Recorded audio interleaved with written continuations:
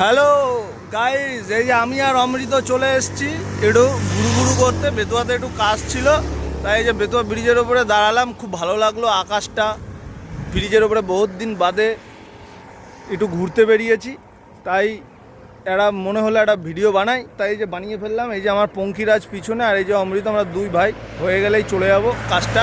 তাই ভাবলাম যে এই যে পুরনো রাস্তাটা দেখো বেতুয়ার, এই রাস্তাটা দেখে অনেক স্মৃতির কথা মনে পড়ে গেল। এই রাস্তাটা দিয়ে কত গেছি বাইক নিয়ে, এখন আর সেরকম বেতুয়াতে আসা হয় না, তাই দেখে দাঁড়িয়ে পড়লাম। গাড়ির চামচে ওই দেখো রেল গেট, একটু জুম করে দেখাই নাকি তোমাদের? এই দেখো রেল গেটটা মনে পড়ে। এই রাস্তা ওখান থেকে এখন বিলুপ্ত প্রায়, ঠিক আছে। এখানে আসলে পার হতে 4 ঘন্টা তো খুব মানে মনে হলো যে ভিডিওটা বানাই, তো ভিডিওটা বানালাম। ভালো লাগলে বলো, ঠিক আছে।